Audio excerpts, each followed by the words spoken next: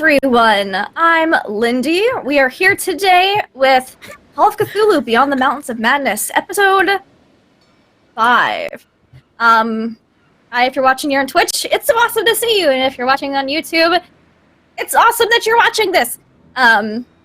We're here every Wednesday, every Tuesday. I am so out of it. From 5 to 8 Eastern. But before we begin and do our little recap, let's go around and meet everybody and see who they are and who they're playing. We're going to start with our lovely Renee. Who are you and how are you playing? Hi, I am Renee, and I am playing Lois Greenaway, the scientist. She's a climatologist primarily, who was really excited to teach everybody on the voyage down to Antarctica. It still blindly believes nothing is wrong, despite all of the carnage she saw last week, and so she's just recovering. That's good. She should do that while she can. Anyways, we're going to move on down to Crumpler. How are you doing today? Who are you be playing? I'm doing good. And again, I said I am Cthulhu64. I am playing the character Baxter Wiggins, artist hired to be the cartographer for this expedition. One little thing he's definitely going through a lot, but definitely one thing, it was definitely a huge thing from last session. He admitted he is skilled with firearms. There's a reason why he did not say this. Will it ever come up? Why? We'll find out. Who knows? Who knows? We shall see. We also have fantastic Immersion here today. Hi, how are you? Hello everyone. Welcome back. I'm glad to be back here again on Cthulhu Tuesday. I'm Immersion, aka Jim Moreno, playing Hunter Merrill, our outdoorsman slash survivalist. And we got into some first combat, got our first sanity rolls, some bit of good drama there last week, and ready to keep going. Excellent, excellent. We will keep going indeed. Antarctica or bust, right? We're going to move on. Wow, words. We're going to go on to Jess. Hi, Jess. Hi. Yes, I'm Jess, Little Cup of Joe on Twitch and Twitter. I'm playing Lena, who is the archaeologist and has apparently learned just enough sciencey medical nonsense to identify things like sulfuric acid because she happened to have a book in front of her that helped. And is now snooping through people's belongings because we suspect everyone, trust no one. Everything's fine though. It's just a nice voyage. Yeah, it's a good attitude to have. I think Pro, for starters, having a nice voyage as well. Hey, Pro. Hey, yeah, super nice voyage. Nothing crazy is happening. It isn't slowly losing their mind. I mean, what? I play Hayden Stewart, ace pilot. So I'm looking forward to seeing what's going to be happening with that. Thank you for having me. Yeah, excellent, excellent. Our ace pilot will hopefully get to do some flying soon once we reach Antarctica. But right now we're just in a boat. He's not a boats person. He's a planes person. But he was a little seasick last week is a Hollowtail. How are you feeling this week? How are you? Yeah, I'm feeling much better, thank you. Missed being here. I'm Hollowtail. I'm playing Sebastian Wintercroft, the psychiatrist for this trip, as usual. And I was very seasick, very, very seasick last week. In fact, everything is a blur. Everything. It all happened so fast, too. It's crazy, right? But before... Back. Yeah. Yes, we're happy to have you back. We missed our good psychiatrist last week. But before we get started, before we begin with our recap in today's show, I'm going to remind you guys that we are sponsored by Fantasy Grounds. It's our virtual tabletop of choice. All of the beautiful dice rolls you see here today, this side, will be on Fantasy Grounds, and any visuals, maps, whatever I have to show the group will also pop up in there. But if you're playing your game in person, check out Wayland Games. Go to waylandgames.co.uk. They have a bunch of D&D, Warhammer 40k minis for 20% off. And this week, we have a newer sponsor, Dice Envy. They have an amazing subscription service where you can get cool new dice every month. I think it just starts at $5. You have access to limited run dice delivered right to your door. You can also support the show by retweeting. I'm going to type in the commands in a second because I can't multitask today. So you can retweet. Check out our sponsors above. Also, you can donate to affect the game. You can donate nat 1s, nat 20s, wild magic surges, which makes things get real crazy. Let me tell you. And just affect the show. But now we're actually going to begin with the show. So, we have our wonderful crew on board the ship. They've discovered that the sabotage may have followed them onto the seas. What they thought they left behind in New York turned out to not actually be the case, as they discovered right when they crossed the equator that someone had sabotaged the refrigerator down in one of the holds, spoiling 12 tons worth of food. Also, a couple days after that, someone poisoned the sled dog's food, causing a lot of them to kind of go feral a bit and start attacking each other. They lost 14 huskies out of the 36 that they started out with. Things were getting bad. The group decided that if someone's willing to kill doggos, then people probably aren't off that list either.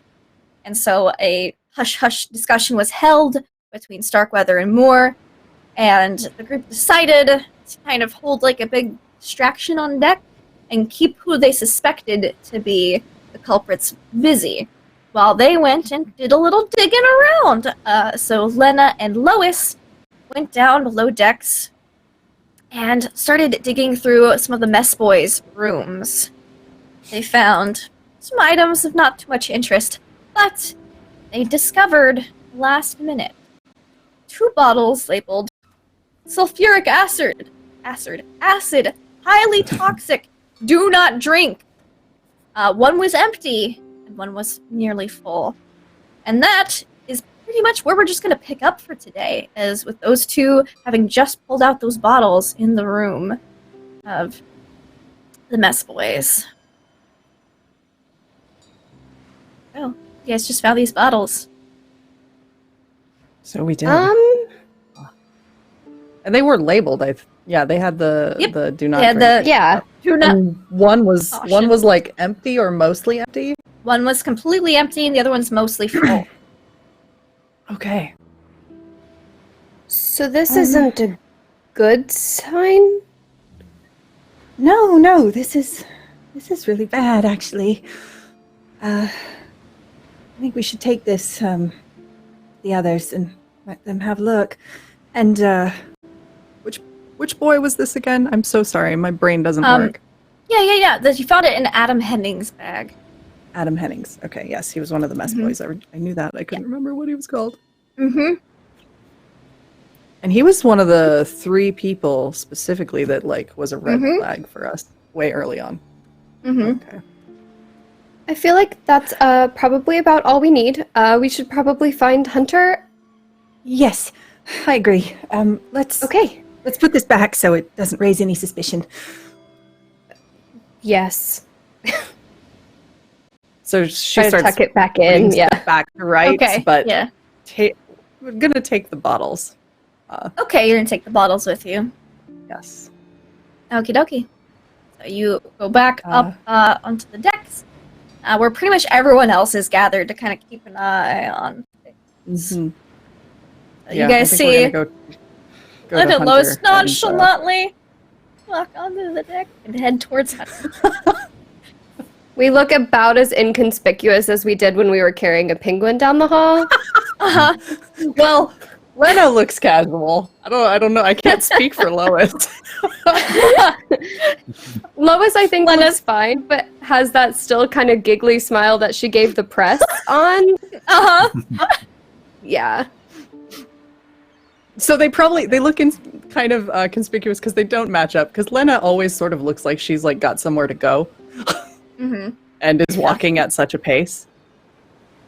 Walking with Mr. Morel, do you have a moment? Okay. Yeah, I will be. Pierre's probably tried to take some action shots on deck of us and the crew, so he's got us posed out various different Oh, yeah. places. Yeah, Francois has actually come up with complaints. His film supplies have been sabotaged, it would seem. He was developing some of the photos from the Equator Crossing party, and only about half of them, because he had two separate things to develop the film, and only half of them actually turned out. So he's a bit. His film's still fine. It's his developing chemicals that he's let you know have been sabotaged. So he's taking pictures. He's just being a little more conservative with the film that he wants. Copy that. Francois is who I meant. Francois! Here is my speaking of- instructor. So I'm leaning up against one of the ship masts there, and I noticed them two coming up. Mm-hmm. Join us for the photos. Yes, of course. And when you have a minute, I think we should speak. Oh, sure, Just a little absolutely. matter that I think we should deal with. That's what I'm here for.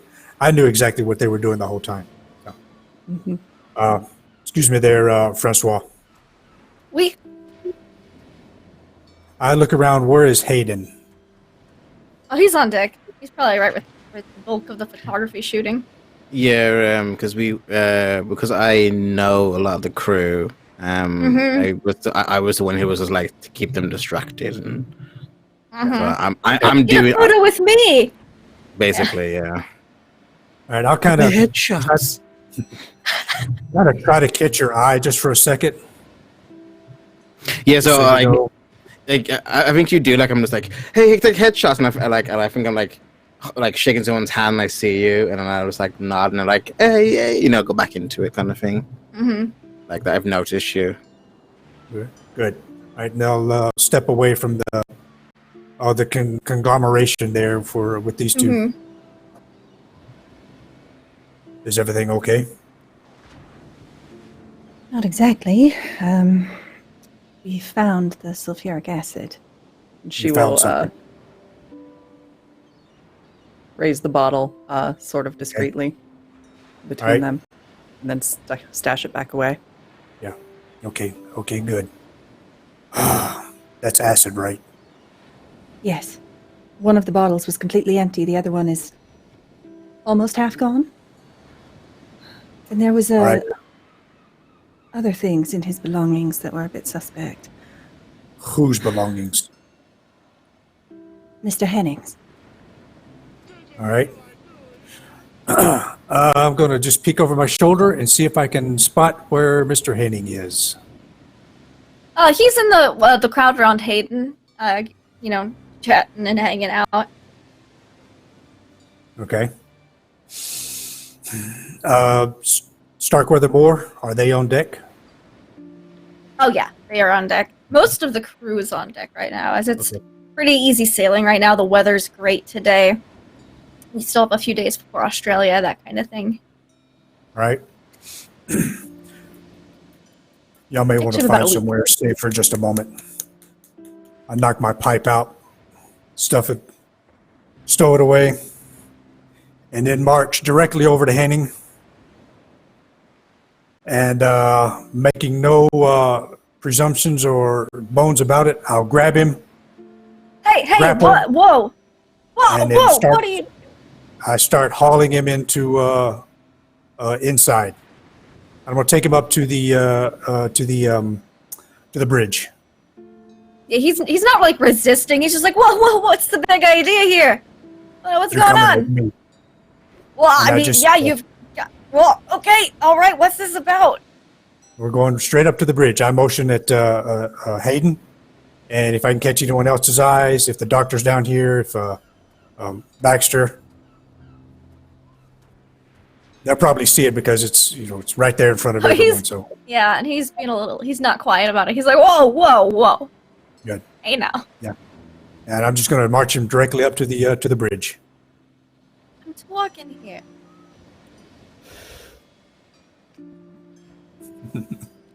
You walk him into the bridge. Moore is there. Starkweather is kind of keeping, he's busy talking to other people down there. With the captain, they're kind of like, oh no, don't worry about it. I'm sure it's fine. Just blah blah blah. But Moore and First Officer Turlo are up on the bridge. Okay. What is it Here. happening? I was gonna say, what is happening? And Hunter kind of gave us like that kind of head nod. I'm going to just like look and just kind of nod and just kind of like dip into the crowd, not follow them. I'm just going to like peruse to see if I can just catch anyone like whispering or saying something between each other, and just try and listen to the crowd as they see this happen. Give me a listen check.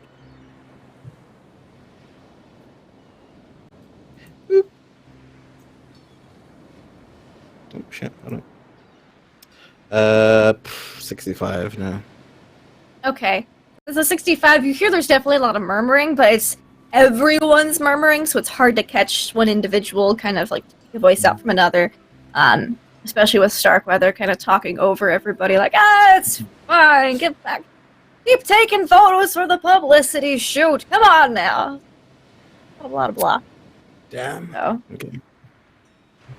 can't really catch anything specific other than, All right, so what's going on? That's probably most of what you heard. if there's an empty seat in the bridge, I'm going to wheel him around and set him down in it. Okay, And then yeah, there's just- an empty seat. Yeah, make sure he sets down in it, spin it around, make sure his back against the wall. And you said the first mate is up here, not the captain. Top of Turlo. And I will, Professor Moore, first mate Yes. Turlo. We've got a problem, and I think we're about to settle it. We've had a I'm lot gonna of need some problems. witnesses. All right. Yeah, I think we're about to figure that out. Where is Lena and Lois? Did you follow him? I did, yes. Okay. I wanted to see how it played I think we out. would've followed. Yeah. Yes. And so they're Lena there. still has Okay. the evidence anyway, so. Right. Okay. Right. All right, so I'm going to Before Put that, my where foot- are Baxter and Sebastian? Yeah, Baxter is definitely on deck, but if anything, if he most likely did see the scene, but it's definitely where it's like, Oh, you he can't doesn't know- miss the scene. It's definitely where that moment where it's just like, it's just hesitation, but it's also where the call to action is like, as much as I'm gotta go. So just if anything, it's just like at least a good distance away from Lois and Yeah, Lena, he, like, he friendly waits for a approach. few minutes and then goes and follows. Okay. What about Sebastian? I think Sebastian at this point will sort of think, all right, okay, time to stop being sorry for yourself and being in bed. Got to get up and do things. Don't want to show myself up in front of... Yeah, when you Woodland got to your American. bed, there was a penguin in it, tucked in with a little top hat on. He'd have The looked stuffed at it. penguin, not a live penguin. The one from the photo shoot That's- specifically. Doris. That is a lot more, that's a lot better, I think, personally. That would have been a bit weird. Well, gotta specify. Just make sure. He'd have looked at it, but feeling very sick. He'd have just sort of given a very long, very resigned sigh, and just cuddled up to it. Okay. Excellent. Nice. Bless. So you leave Doris here, and you get up. You hear the commotion going on. You get up top just to see, time to see Hunter drag this kid into the bridge. Okay, he'd sort of look over and for a moment be a little confused about what's going on, still a little groggy. But then seeing him drag them away would start to sort of follow behind. He wouldn't say anything. He doesn't want to undermine Hunter's, authority and, very boisterous nature of dragging this person, but he will walk calmly behind, occasionally stopping and sort of putting a hand on his mouth and letting everything stop spinning before he continues. All right. So that's where everybody is. So you see the door kind of open again, Hunter and Baxter and Sebastian as well. Cool. All right. I will put my foot on the chair that Henning is sitting in. So I'm like this close to him. Yeah. Right, right in his face. Who are you? Best boy Adam Henning, sir? I'll look over at the first mate. Perlo kind of, he's got his arms crossed. He kind of adjusts his kilt a little bit and nods. Okay. When did you come on board? Yeah, hired in New York like almost everybody else. Yes, but when? When? Back in like, you guys are back in July, when a big hiring thing was going on. Okay. Why did you kill the dogs? What? Why would I kill dogs? That's exactly why I'm asking you. I didn't. All right, I'm going to ask you one more question. And it better be the truth. Or things are going to happen and I'll jerk my thumb at the doctor. That even Things he can can't indeed fix. happen. Go with that. It's much better. Why did you destroy the refrigerator? I didn't destroy the refrigerator. All the good food was in there. We've been eating shit for weeks. So you don't know anything about the destruction of the refrigerator? We Or had the to dogs? mop it up for like a full day. And I had to help clean up that too. Where did you get the acid? Acid. I'll look at the first mate, and then I'll go ahead and nod at Lena. Go ahead and let the first mate know. She takes out one of the bottles and hands it over to the first mate and to Hunter, whoever is. Now, to the first mate. I'll put a hand on Henning's shoulder. Make sure he stays seated. He's like not moving. He's just like, what's going on? Seems He found these two confused. bottles amongst his belongings. Perlo kind of looks at it. Sulfuric acid. You said this is what was done to the refrigerator, didn't you? A little bit of acid on the pipes. Yes. Well, you found this among his belongings, did you? That's correct. Laddie, this doesn't look good for you. Why are these in your belongings? He's like, what sulfuric? Why would I put acid in my suitcase? I'll This has not been an grip, unbumpy voyage. grip his shoulder just a little tighter. Mm-hmm. You know, right, Ow. right on here, just a little Ow. tighter. Ow. A little hard. Could I Keep going. see Come on out with it. Come on out with it. You know you want to say it. Ow! My shoulder hurts. Ow! Could I see if he's lying? Yeah, you can roll me a psychology check.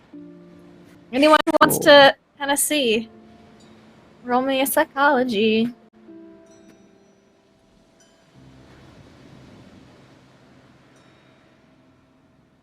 Wow. Okay, that's 8 out of 70. Ooh. With that would be an extreme success, then, wouldn't it? Nice. Nice. Just when we need Crump- it, too. 23. Crumpler, is your success a hard or better, or is it just? See, my psychology is 50, so it's just below the 25. Just below. So, all right, with a hard success, Crumpler, you're like, something's maybe a little fishy about this guy. But with an extreme success, Sebastian, this guy's lying. He's a good liar. He's lying. Okay. It's, As, it was, sorry. As Hunter kind of squeezes his shoulder a little more, then he's going to sort of step to the side of him and to sort of lean in and speak very quiet, just so he can hear, but also just loud enough that Hunter can also hear, as he will go, "Look, I've had many appointments with many people, and I've looked into the minds of people with much more skills and experience in lying than you. I can tell you're lying. It's painted all over you. And you might want to tell the truth before things get worse. I am a doctor. I am meant to, of course, help all of those who I can. But if you are going to sabotage this expedition or lie and cover up somebody that will, then unfortunately, I will have to take a nice long walk and leave you here with Mr. Hunter, with no doctor to see you. Give me a charm or persuasion check here. Sure. See how convincing I'll you go are. with Even an intimidation, but for some reason, I don't think Sebastian's super at intimidation. Oh, I took everything in intimidation. Oh, I mean, okay, good. no, I took a lot in persuasion. You will be well. Tell me about your problems. But listen. Sounded pretty intimidating to me, honestly. Though. I mean, that's a success on a 68 out of 70. Excellent. So with the success, was it charm or persuade? It was persuade. Persuade. Okay. He kind of sees Adam's apple bob a little bit as he swallows, and you kind of whisper that. He goes, all right, I did pack sulfuric acid in my suitcase. Threw in the refrigerator. All right, you happy now? That's Nope. what I did. That's okay. And then I hit him Do tell more. right across the jaw. Left All right, cross. give me an unarmed strike. Unarmed. Okay, let's see what we got Yeah. here. Let's see. Should be fighting brawl. Yeah, fighting brawl. Yep. Okay. I think I've got that. Let me pull up fantasy grounds here.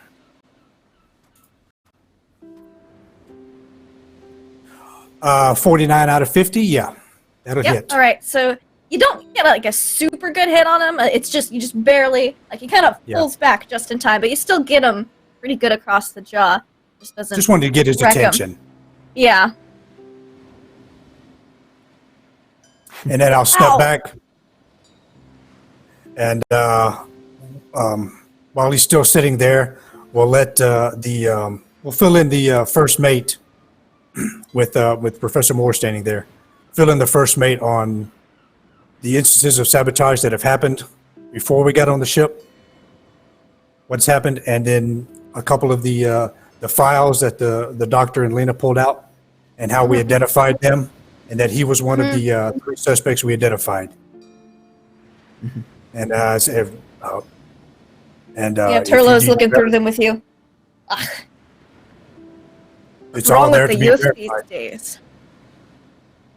And start. Back in my day, you'd never sabotage your own crew.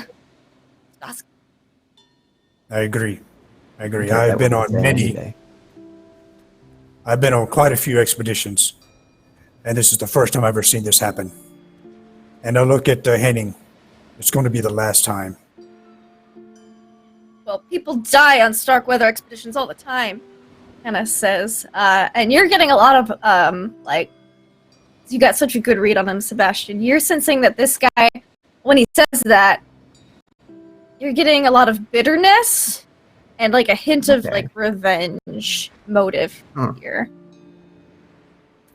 All right, he'll kind of look at him again, and we'll sort of go over, but this time be actually subtle and just talking to him, and sort of go, I'm getting He's a more sense inclined to that talk to you than Hunter right now, so he actually kind of Yeah. turned to you. we're doing the bad cop, good cop routine. Good. Yes. Can I please skip? No. He'll kneel down and we'll kind of level with him so that he's on the same level, and we'll speak and just sort of go, I'm getting a sense that you're bitter about something. I'm concerned. You're speaking of this as if you have lost someone, perhaps, or something. Yeah. Yeah, my brother died on a Starkweather expedition 5 years ago. So, just every time Starkweather goes out, people die. It needs to stop. And why do you think So you that put is? this.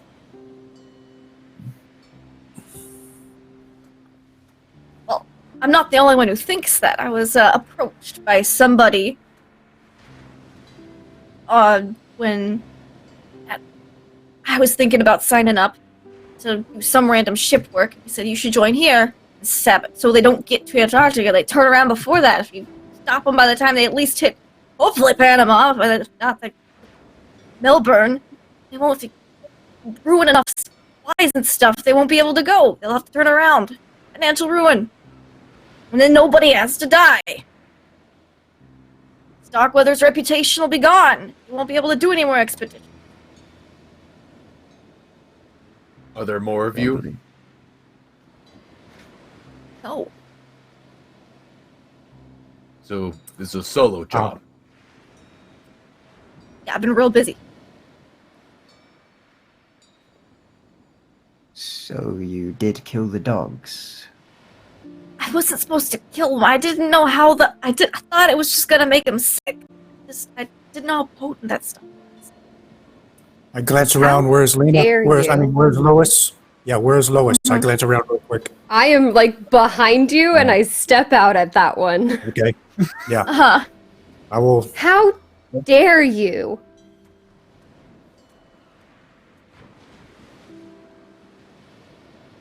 They're dogs. They didn't do anything to you. Okay, so the food. Sure, we have to live on rations. It's inconvenient, it was awful, and it smelled for days, but those dogs didn't do anything for you. I wasn't supposed to kill any of them. I was just supposed to make them real tired. And know how It seemed to potent have that had stuff. the opposite effect. It's called acid. You don't have to be a scientist to figure that one out. In fact, I would say not being one would give you more of an idea of what it would do. You would think more extreme than those of us with more nuanced educations in the matter. Thank you. I don't know what the powder was. I was just told to put it on dog food. What, you thought it was cheese mix? I said it was gonna make them real tired.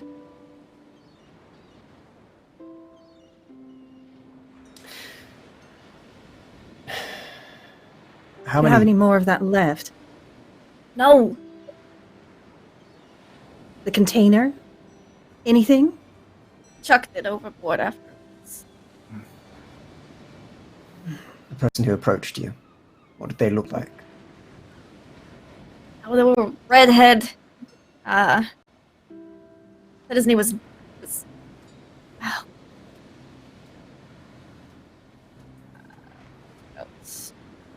Red hair, guy on he had the docks.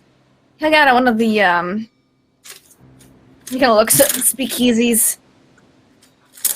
Speakeasies. Does that? Kind of look at the rest. Does that match our suspected individual? Yeah, I have that name somewhere here in my notes. Doyle? Yeah, that was it. That was the Yeah. Doyle, wasn't it? yeah. How'd you know? We've had our own suspicions about a Mr. Doyle and our own problems with such a thing. Are you sure it was only you who was approached, to your knowledge? On this ship, yeah. No, I've been like real subtle. I talk to people. On this ship? On this ship? Yeah. I'm the only one here. I glance at Professor Moore, and we're both thinking the same thing. Tallahassee. I don't know anything about Tallahassee. I've never been to Florida.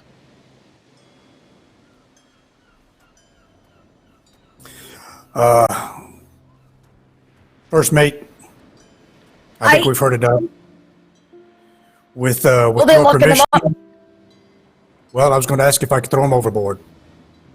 No, we can't quite do that, unfortunately. As this would be an investigation that'll probably have to be undertaken. We'll turn him over to the Melbourne police. Sounds I like step a up and better idea. put my hand on Henning's shoulder again. That guy just saved your life. I walk out. I go find Starkweather. Okay. He is on he's still on deck trying to kind of like keep people busy still with and the Captain Brenberg's just sitting there puffing his pipe. He's not a very jovial fellow. Before that got finished and things like that, because that probably took a while. Can I see it? Maybe do like another kind of listen to kind of see what kind of event sure. Moving away or doing anything. The hubbub's kind of died down in general, but there are still like little clips talking. So give me another listen with advantage this time, or actually with a plus 20%. So because it's easier. 26 out of 50. Yeah, nice. So you're able to, let you bump it up to a hard with plus 20%. So you're able to overhear some people like, why do they drag off pending? I don't know. Why would they drag off? Is he in trouble? I know I didn't swap the deck that like a couple weeks ago. I mean, we traded shifts. Like maybe it's because we were talking about Stark. You know that Mr. Hunter guy. He's all like Starkweather happy. Stark. I don't know. Maybe it's like I don't know. Maybe he's just because he's been talking. I don't know. Everyone seems kind of like the clicks they're talking seem kind of confused. Like, is it because we traded shifts to like mop the deck this one time, or when I was supposed to scrub this, we traded hours for that? But no like conspiracy kind of stuff. No conspiracy stuff. More like, no, we traded shifts to clean this. We didn't get permission from First Officer Turlo. I hope we don't get in trouble because of that. Okay. Yeah, I think Hayden has just been kind of like listening and kind of going around. He's also been listening to like what Starkweather's been saying as well. Just seeing if he's catching anything that like he might be like letting slip because trust no one, right? Yeah, Starkweather's just kind of talking about, all right, we're about a week out of Australia, the land down under, the last stop before we see the great white beyond of Antarctica. He's basically giving like a pep talk speech to the crew. All the photographers doing his thing. It's just the typical stuff he's been saying on the radio at night during his nightly reports. Yeah, spiel. Okay, basically being the loudest voice in the room to people. If I'm the loudest, that means I'm the smartest. Yes, very much so. Yeah, so I think Hayden's just kind of like been standing back and just been watching people and just trying to catch anything. But that's all, and it's fine. Yeah, you don't catch anything conspiracy-like or conspiratorial, rather. It's just gossip. You definitely hear the comms manager, like, maybe it's because he's just gossiping about, he said so-and-so and so-and-so said so-and-so, and then I heard that they talked about this. I love it. Nice. So. All right, so I'll come out of one of the bulkheads there and stop short of the gathering there and just kind of motion for Starkweather, and if I can catch Hayden's eye. And so once we hit Antarctica, we will have a time of ourselves, man. We will have to work hard, and I need to hit the head. And he just starts walking toward the bulkhead. Purple!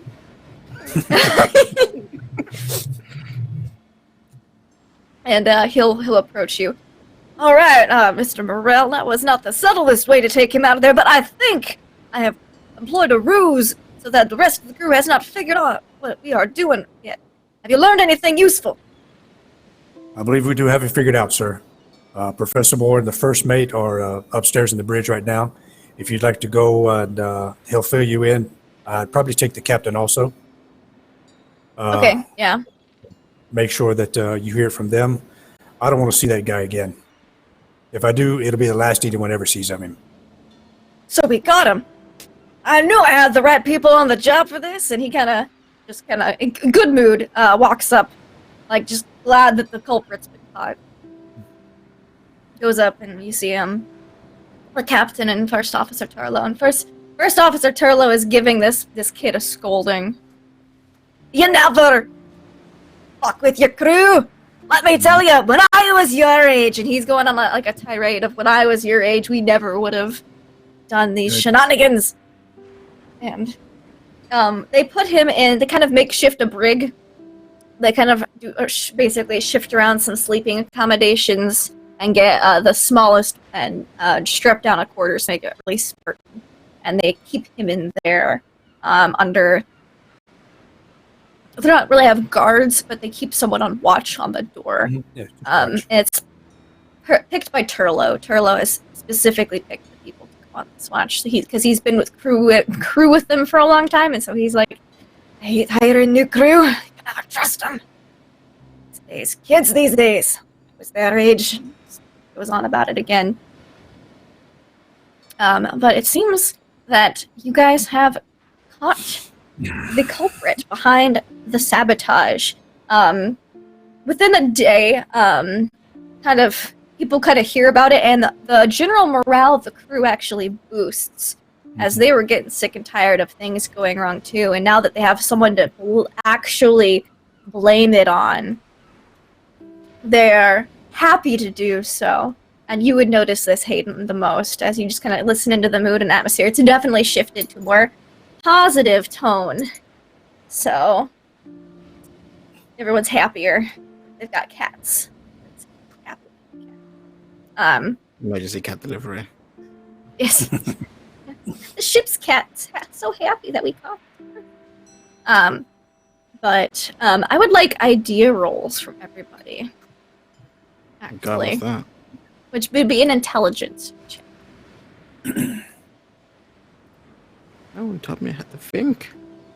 No one taught me how to think. I want to make sure Henning's room gets thoroughly searched. Either way. Yeah. Oh, it gets. They don't find anything else. They find a little bit of fuse wire actually underneath his mattress. Yeah, How did we get this gotta- thing? I don't have any ideas. I'm fuming. Lois is just too mad to come up with ideas. I'm angry. Probably- Considering that me and Ray got the same exact role, I think we're just on point on the anger. Maybe I got a maybe Lois is 16. just like ranting to Baxter. If Lois Yeah, is we're ranting, going I back don't know and what forth. Lena is doing. She's having to hear the rant. That's true. There are a lot of big words. Oh. She's All right. probably so busy calming Lois down that she Mhm. can't think of anything. So I'm betting with Baxter around, Hunter. it's not helping, so you're just like, Yeah. Please, just stop. Mine's go. Mhm. I So passed it. Hunter. Okay, Sorry, I Hayden got a and stream to that as Sebastian. well.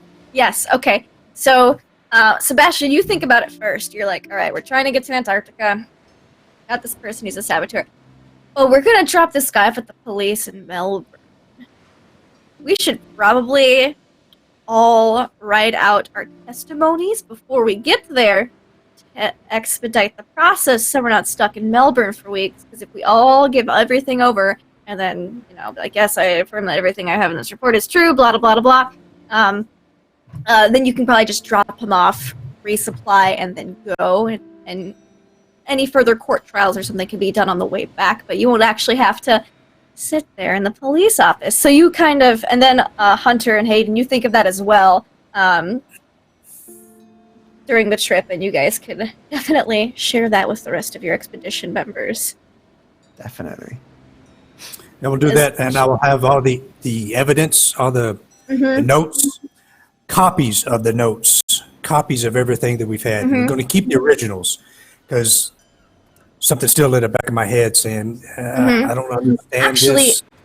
while you were tossing his room, you actually also found another note, apparently one that was not yet given out yet, but was intended to. Hold on.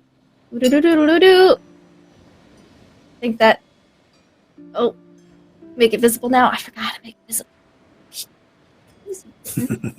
Get on my teacup. So, threat number 2. I think that's visible now. Maybe. Should be. If y'all look in your images, you can see it. Images. Images. Whoop. Is it on Fantasy Grounds or nope? It's not there. On Fantasy Grounds. Yep. I know what I'm doing. What's it called? It's the image map icon Yeah, thing brings up yeah, that window. the- Image. Hey, there we image go. icon. Finagled it. So you find this note that apparently hasn't been issued yet, but this one is typewritten up. Looks like it was meant to go out as like a last resort kind of thing.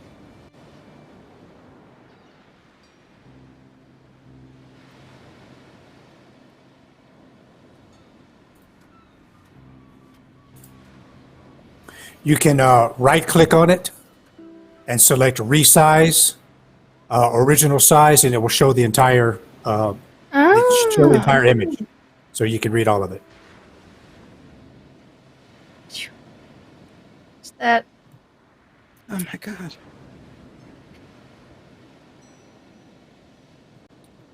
Did you want to read that out, Keeper, for the for our audience? Yes, I will read that out. Sorry, I was busy making sure I got it up there.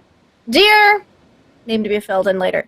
You must listen to this warning. There will be no others. After this, only action remains. I do not expect any of you to understand my reasons, but all that is necessary is that you act. Consider this a threat if you like, a most earnest threat. The expedition must not sail south. Captain Douglas is only the first to die. If you persist in your brave, blind hopes, you will all perish. Only those who turn back are safe. I hope that you will be among them. Let the dead lie peacefully with their secrets. They are the only ones who are beyond pain. Nothing awaits upon the ice but suffering and a bitter ending that I will do anything to help you avoid. Yes, help. Even death is a blessing compared to what lies in wait. I suppose you will blame me for everything. I don't mind, even though it is not true. There are forces at work here that you do not understand, and I have to be content with that. The deadliest sin sometimes is in the understanding, and the most damned are those who explain. Please, I urge you, turn away. Tell the others, for your own sake, for all of us. Turn back while you can. There is nothing more that I dare say. Most sincerely, a better friend than you will ever know.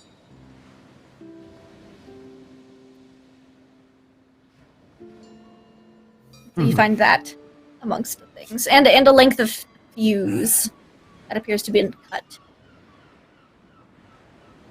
All right. Well, Henning will definitely be questioned about that. Oh yeah. Mm-hmm. So I'll leave that to the doctor and anyone else. He seems much more receptive to the doctor. Yeah. Like I said, I'll I'm- probably join Sebastian as well when he does it. Okay.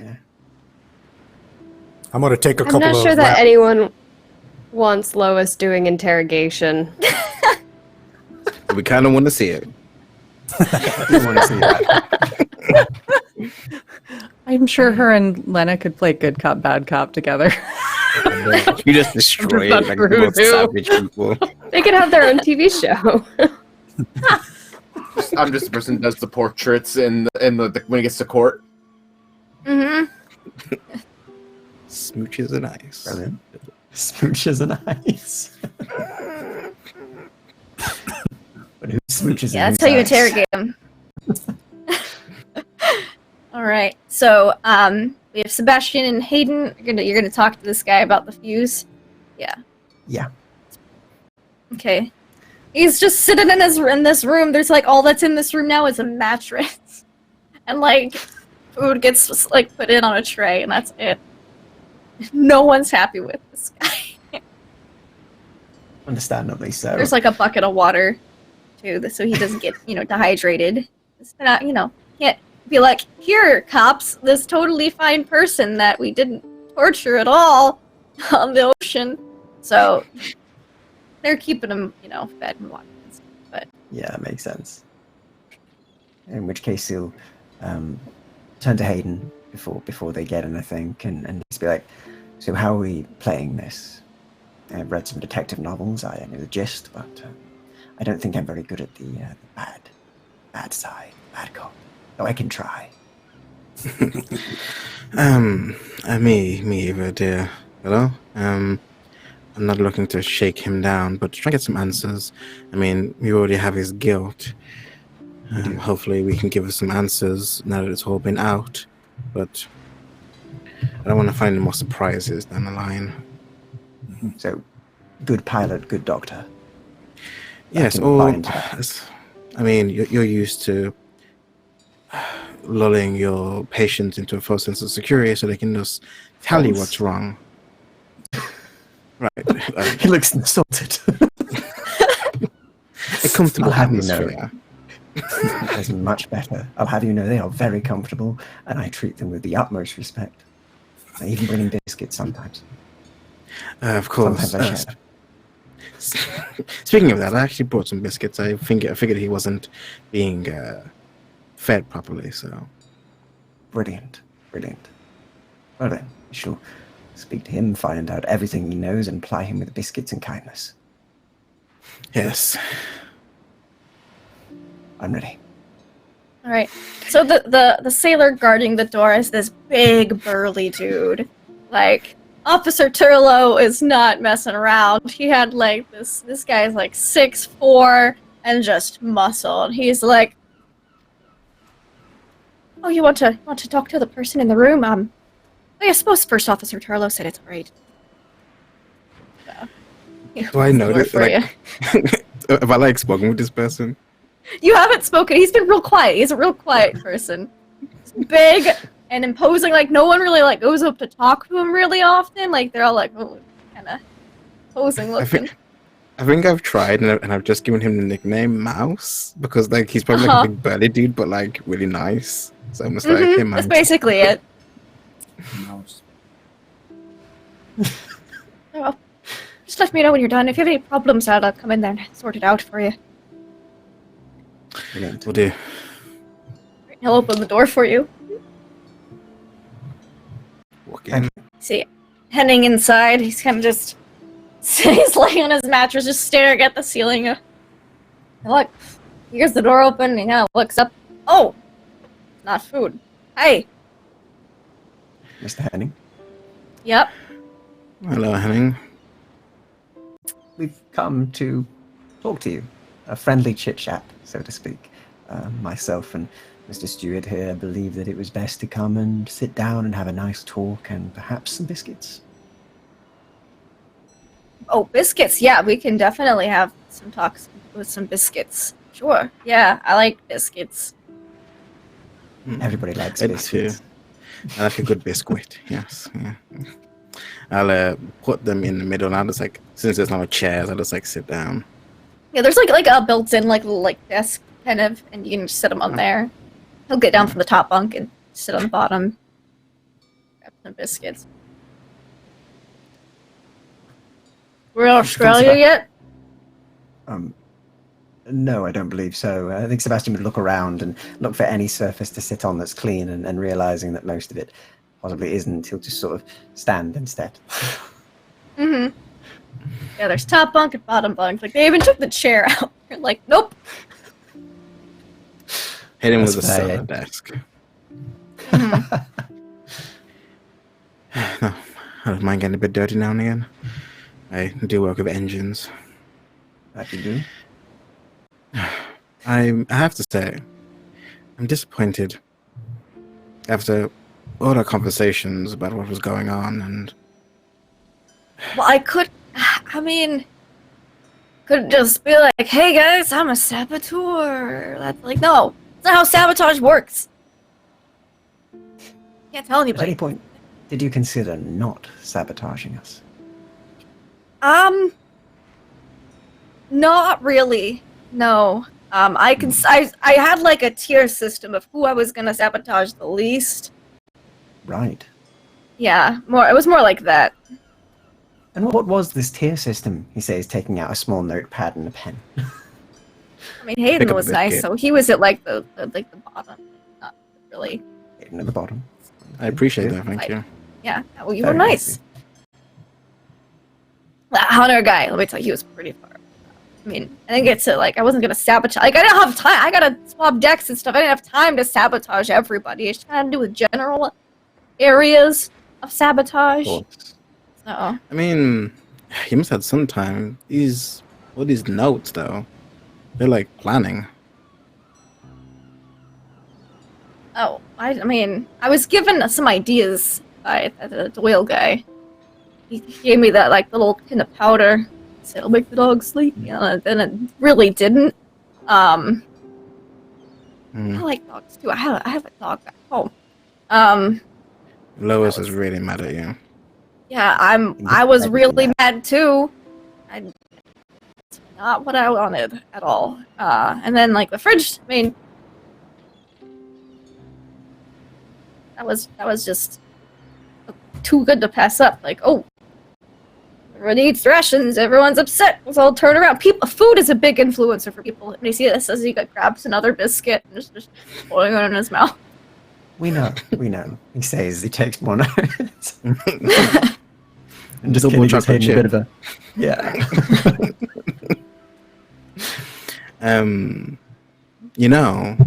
I understand why you did it. Speaking with everyone. I didn't do the penguin though. Oh, that was weird. I don't know where that thing came from or why it's here. Freaks me out. Comfortable, though. He says he's still scribbling his notes. Yeah. Okay. We're saying it's uncomfortable that it's on this boat without us knowing. Yeah. Wait, like why? Who put it here? It wasn't me. Why is it on this boat? We're going to Antarctica. There's gonna be a bunch of penguins there. Why would Exactly. No new top hats though. But okay, where did you get the top hat from? I didn't know you had a top hat now. That's even weirder. you've been here quite a while, haven't you? I understand why you did it. Speaking with you and everyone, I can understand why this expedition was a real. What was that phrase that I learned that everyone was using? Oh, Starkers. Yeah, I can understand that this whole situation was just stalkers. Yeah, super Starkers. Like my brother Alan, 5 years ago, he went on a Starkweather expedition. Himalayas died. It's horrible. Yeah, it's just really bad. If you speak with the authorities in Australia, give up the person who had convinced you of doing this, I'm sure Stark won't press that many charges. I'd hate to see you go down for like an exorbitant long time for. This scene flashes back to like lunchtime in the cafeteria, and Starkweather's like, I am pressing all of the charges, all of them. If there is a charge, I am going to press it. Yes, I imagine he will drop a few of them, at least. Mm-hmm. Hopefully. I mean, granted, I wasn't doing much with my life anyways. I figured if I could at least save a bunch of other people from going on a stupid Stalkers expedition, Can I make one simple request, however? Would we I'm not stop doing saying stalkers every time you say it? It makes me think of somebody naked, and it's a very strange thing. It's a Why slang would back in England. it make Stark think naked, of and you keep saying naked stalkers, and it's making me very uncomfortable. He says. why does it why does that make you think of naked people? Doc, do you have some issues? Do you want to talk about that? I have a few. I've analysed them before. They should be fine. But no, this is just a slang from back home. The British Oh. thing. It's not an American thing. Definitely not. No. But No, speaking of, I don't know British. what this letter? We found a letter. It was very threatening. Oh, that was from Absolutely. that Doyle guy. He said if like things got real bad to like slip that under somebody's door, maybe the note will freak him out or something. I was like, it's just words. Yeah, it mentions a lot of interesting things, a lot of interesting words. Forces at work, and more dangerous than you realize. Not just stuff that's a haphazard mistake on a dangerous expedition.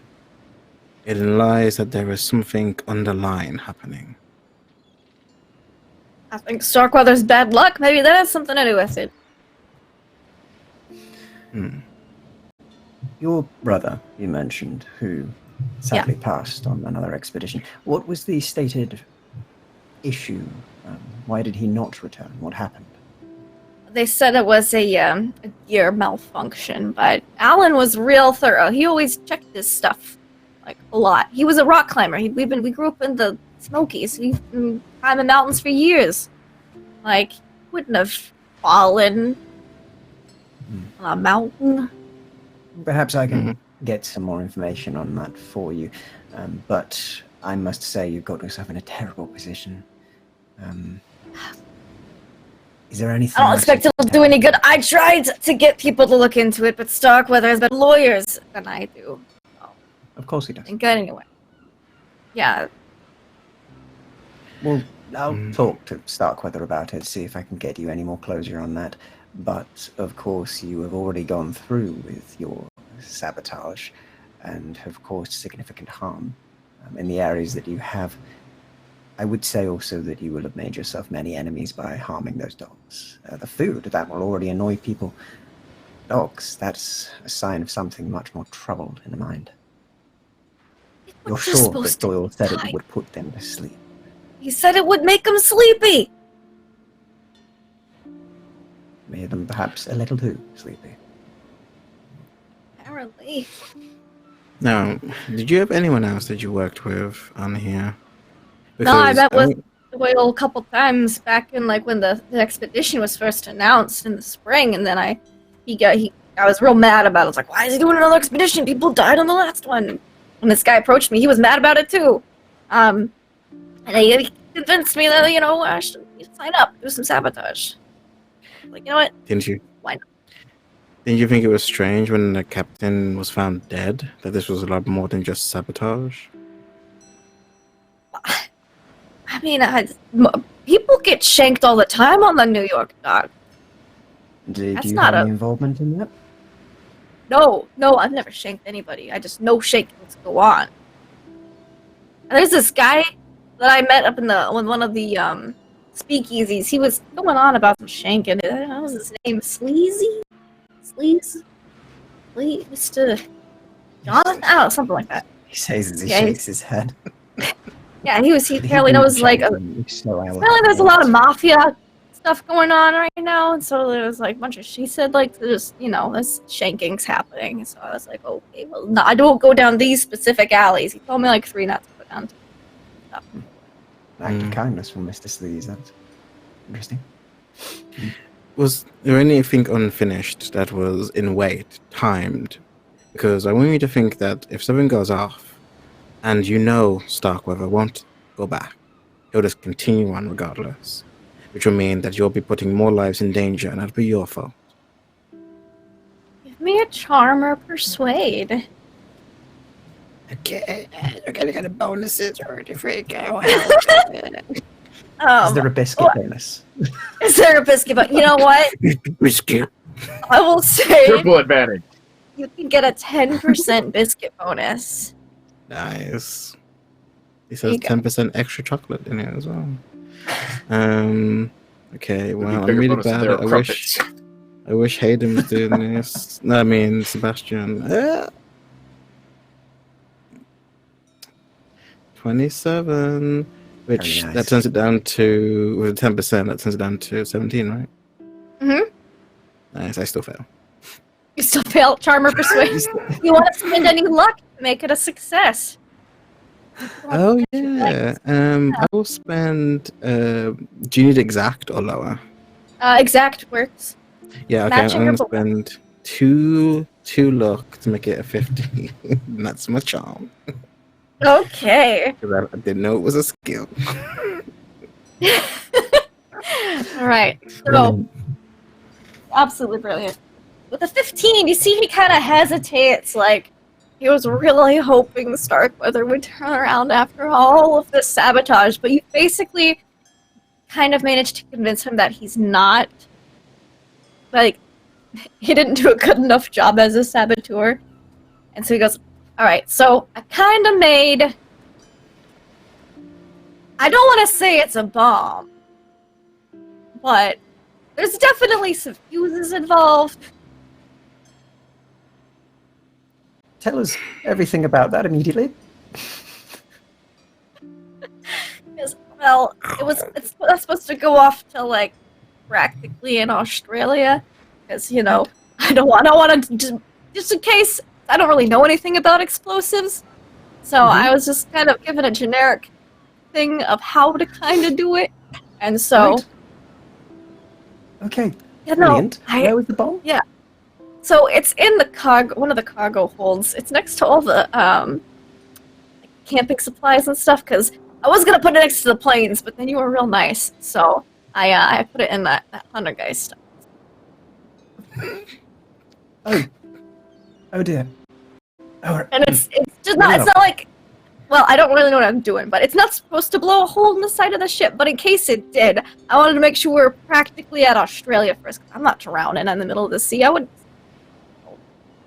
right. Well, this is all brilliant, and Right. thank you very much. Hayden, I need toilet. He says and leaves immediately. Yes. Where would you put it exactly? It's in like get the cargo holds. It's next to all the the supplies and stuff, like the tents and that kind of Right. survival gear. Yeah. As you, as you're leaving, Sebastian, I'm going to say to who I call Mouse, I'm going to be like, he's going to need to come with us because he needs to do something in a minute. Oh, I can't let you. Like, I know you guys are allowed to go eat it out, but I don't think I can let you take him out. I'm gonna have to ask Officer Turlo first. I mean, fine, you could be it's there fine. if you want, but and I'm looking to you. Should we just break and get everyone at the place? Now you do Before know you're possible. still like a good 3 days out from Australia. That's So fair. I'm probably going to Someone be doesn't go off running. early. Yeah, I'm probably going to be like brisk walking / running all the way through the ship, just going like Hunter. okay. So, I'm guessing you leave the biscuits in there then, as you guys are kind of like, we're going. No, I take them. Oh no, you take the biscuits. I'm going to make an example. Needs to be punished. No biscuit bonus for you. I like to imagine to leave and then just come back in and just take 73. them. He only managed just to grab one.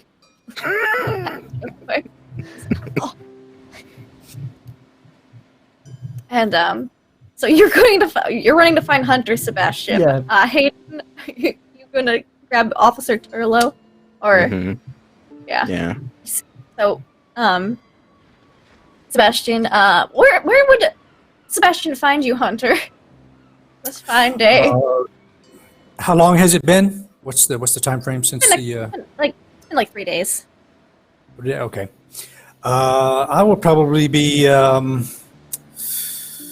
Let's see. I'm in one of the holds. I'm in the where the hold where the explosives, all the sensitive items. Okay, The- that one. Yeah. Yeah. First Officer And I Turlo's the think- only one with the key to that big thing that it's in. But yeah, you're in that room. Yeah, and I've set up a punching bag in there Nice. in one of the corners, and I'm stripped down and there's just shorts and working off some frustration on the punching bag. Perfect. So, you're working off some frustration on the punching bag, and you see Sebastian power walk / light jogging into the room. Terrible, like walking with his arms going. Yeah. As he just kind of walks in, out of breath, probably the most disheveled you've ever seen him, slightly ruffled as he walks in and goes, Hunter, I've been running about looking everywhere for you. Catching up on your That's okay. PT, Doc? Oh, I wish I haven't ran in years. He says as he looks at you. Hunter, there's a bomb on the boat, and I'm not speaking of your bombs. I'm speaking of one that is near your supplies, near the camping supplies. One that was planted by our captured saboteur. It is... He doesn't know explosives much, but he set it up, which worries me doubly so. If he did know it, I'd at least have some safety and security, but he doesn't. We need to find this bomb. I don't Okay, wish to die on I'll- my way, my God. Grab a towel with one hand and spin the doctor around with the other hand, and we're going to head out to find Starkweather. I just draped the towel across around my shoulders there, and we're running. Yeah, it's fine. Excellent. And FPS Monkey donates a nat one for Lindy in case a diffuse bomb roll is needed. Nice. Excellent. So, Yeah, so You're doing- Doc, fill me in on everything that you heard while we're running to find. Yeah. That's Yeah, he fine. would do. He'd fill you in on everything that was said. So while you're And filling him heading in, Hayden, you went to grab First Officer Turlo. You see Turlo is actually, you find him actually in like the galley. He's making himself a cup of coffee, and you see he kind of like looks around a little bit and lifts up his kilt some. You see he's got like a garter flask. He pulls it out. Where's the kill? Opens it up. Yes, he's never not worn his kilt. Every day on this boat. And he pours it. Some looks like good whiskey into his coffee. Back in, and then he sees you out of the corner of his eye, and he brushes his kilt down. Oh, greetings, Mr. Stewart. Can I help you? Making myself a fine cup of coffee here. Yes, we have a bit of an issue. Our little captive I thought we fixed all our issues. put a bomb on the ship. Oh, what? You see, like, coffee, like, shoots out. He's like, Spitting. whiskey in there. What? He did what to my ship? I mean, the captain's ship? He put a bomb in Hunter's camping gear, and I don't know where it is specifically, but I would suggest we get our little captive friend to show us. All right, then. We're gonna go down there, and we're gonna go down there right now. Indeed, and I reach over, drink whiskey, coffee. He nods at you like, man, downs the rest of it, slams the mug on the counter, and it's like hot coffee. He's just starts running down into the hold. He's like, it probably would mean number 3 hold. Right, let's go. Should we get the individual? We'll take a look at the situation first, and if it's... I dealt with some explosives when I was in the World War One, no World War One, when I was in the Great War. Yeah. It's funny that you would call it the World War. Okay, let's go. No, it's like, wait! Just like someone in the back. There's more! And he runs down. He's like, when I was in the Great War, I did a little bit of using of some explosives. That's why I've got the key to the dynamite on the ship. Only one with it. And, Right, okay. so Hunter and, Sebastian, you guys meet up with them. But what is, Lena, Lois, and Baxter? Where are you guys to stay on the ship? What are you guys doing? Where are we? It's me and Lois still ranting about the dogs. At some point, I think Lois's ranting turned to crying a little bit. Yeah. So she's kind of lost her steam now. She got a lot of it out, but then that just left kind of a void. Mm-hmm. Yeah, I think It's been a process. Lena's probably been minding her friend, because that's what she does. And Baxter too, if he needs emotional support about the I dogs. imagine are we like group hugging now? Lena's very sympathetic. Love it. So you Or guys at are least having looks that way. bonding and getting emotions out time. I imagine you've got copies of the police report information. Your Yeah. that confession. Did we get witness. a copy of that second warning letter? Yeah, you would have gotten copies of that. Okay. I think she's poring over that and the one that was given to Lois and kind of starting to go through her notes again Oh, now that those two are Okay. Yeah. calmed down, Sure. trying to really figure this out. Give me an idea roll, which is an intelligence check. Sure. Just to see Let's if you how can smart she is when she's not distracted. glean anything. Ooh. That is a success. Because my int's 80. Okay, so would that be a hard success then? I think so, yes. All right. So, because it'd be half. So if you're in 80, it'd be 40. So yes. All right. With a hard success, you're looking at these two notes, and you're trying to like figure something out. And I'll give you a little hint. The perspective of these notes that you've gotten, that you have received, they kind of mention like let it lie. Makes you think as if potentially maybe one of these notes was written by someone who was on the Miskatonic expedition. Mm-hmm. Since not anyone really wants to talk about it. Sure. Okay. Yeah, It's the one thing you can kind of put together with your knowledge of the people who were on the expedition previously, and just kind of how a couple people have been instituted, and you're like, and the perspective of these letters is kind of like, maybe. And do we know how many folks on this current expedition were also on the Miskatonic one? The only one who was Captain J.B. Douglas, who was murdered. The way that it says Captain Douglas on this letter rather than Captain J.B. Douglas is one of the reasons, the big triggers that you kind of put together. Oh, this is written in a more familiar tone than a newer crewmate would be, or someone who hasn't sailed with him before. Sure. Okay. She's gonna keep that in her mind. And yeah, you've seen the ship's roster list, and you went to the Miskatonic University at the time of the expedition, and none of the names match. okay, so nobody jumps to mind, but No. she might know of. Mm-mm.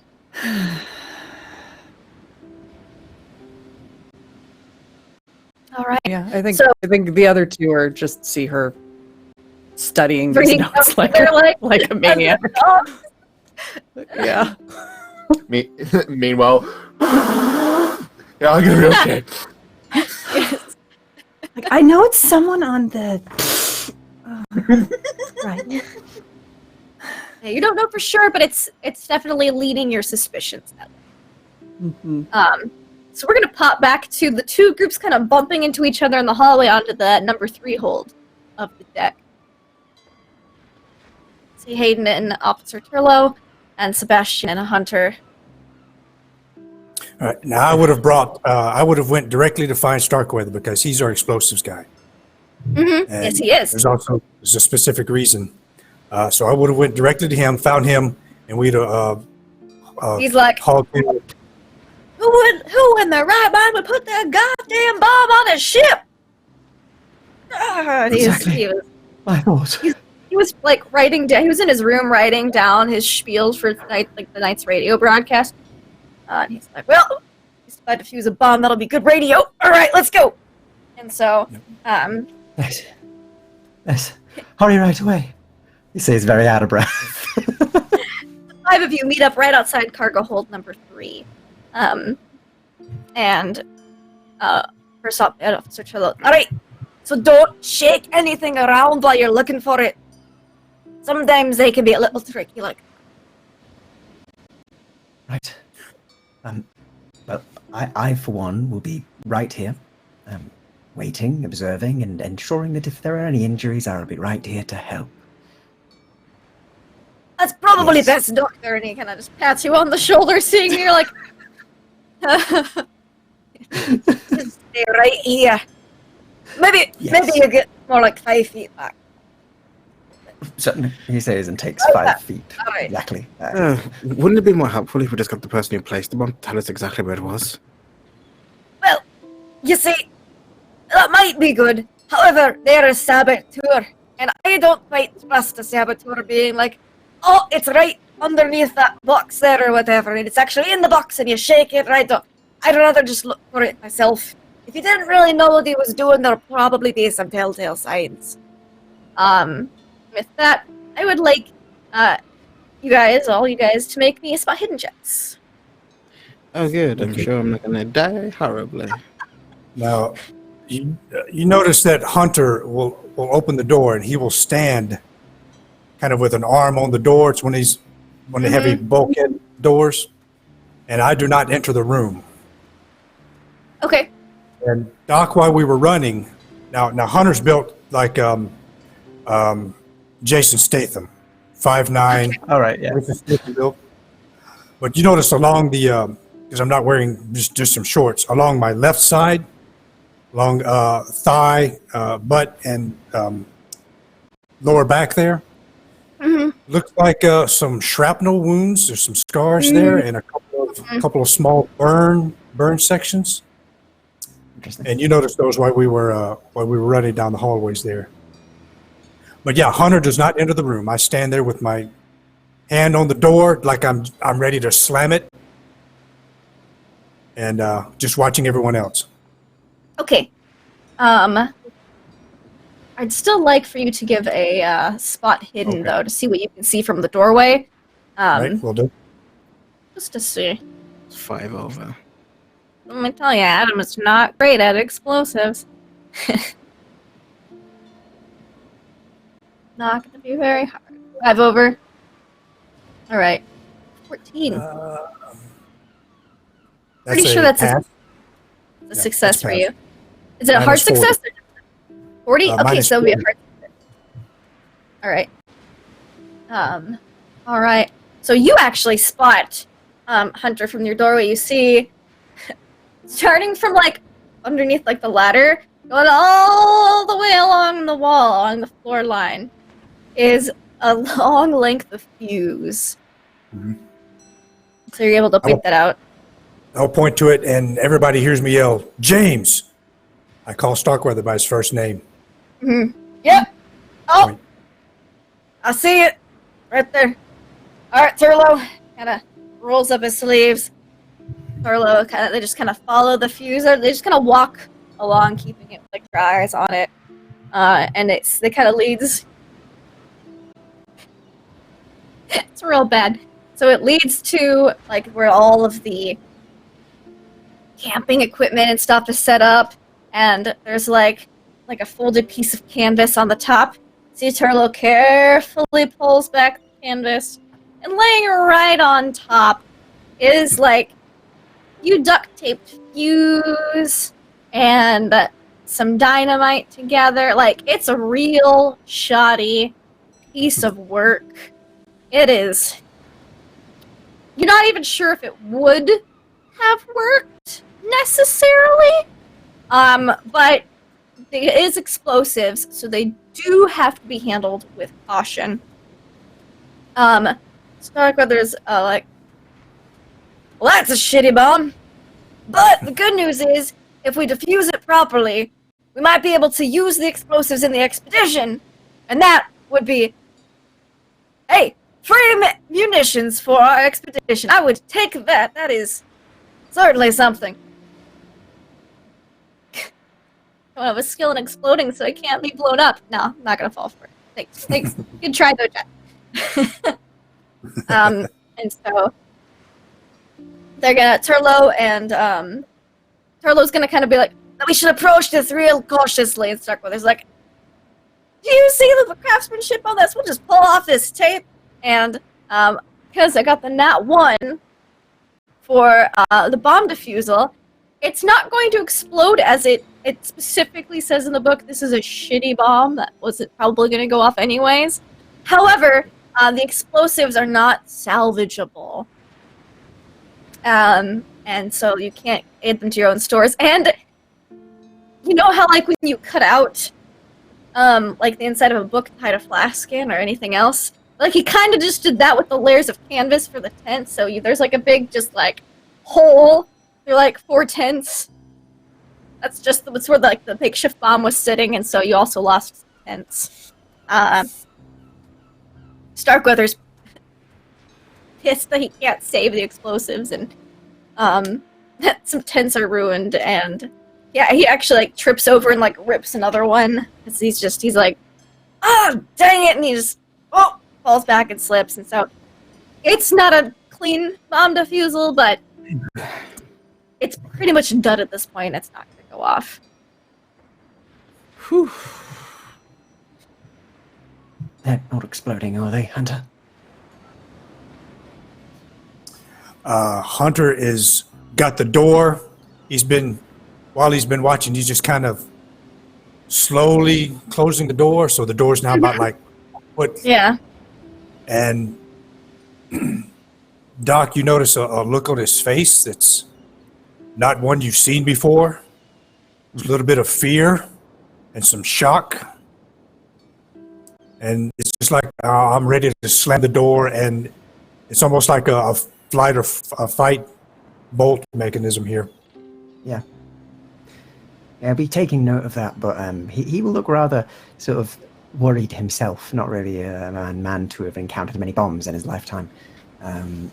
So yeah, very nervous. And a little bit sweaty and warm because he's been running about in his suit. So Yeah, just like hate him to like kind of like slump over a bit on the side, like whew, get like someone to wipe his head, and he'll take from a pocket the last biscuit, and we'll just eat it. The Last Biscuit, the name of your memoirs. The Last Biscuit. All right. Write that down. All right. So when we hear Starkweather say that he's defused the bomb or whatever, Mhm. I'm going to spin around and start marching towards Henning's room. Okay.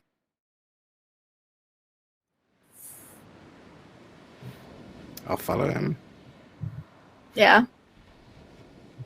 Yes, So you see- Big guy around. And First Officer Turlo, he follows as well. You're able to get to there, no problems. Just takes you a minute. Barge right into the room. Don't even Oh. look at Mouse. Yeah, he kind of sees Officer Turlo, kind of just nod. Henning's on his bunk, and just twiddling his thumbs because he doesn't have anything else better to do.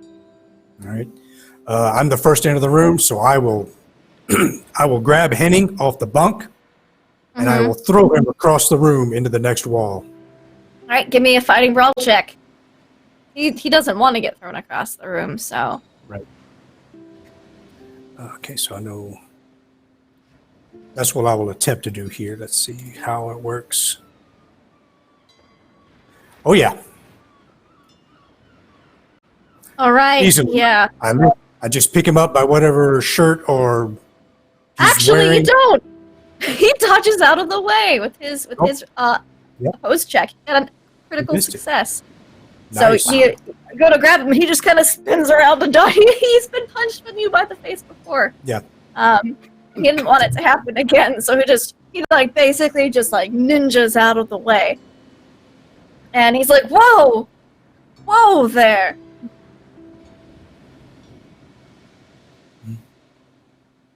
I'm just like- sitting in my cell.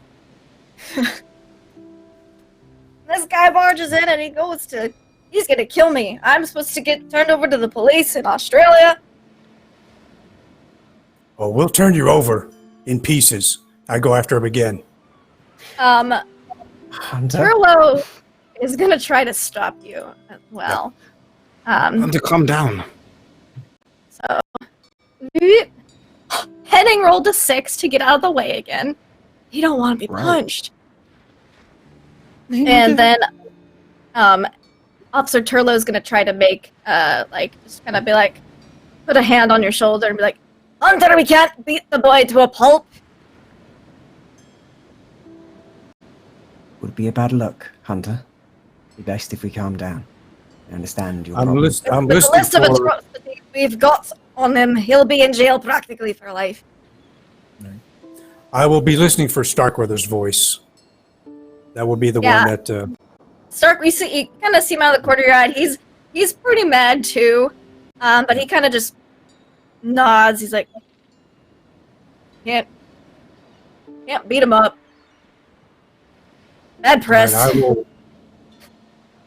Yes, sir. I will stand fast and just hold a menacing look. I won't approach him anymore.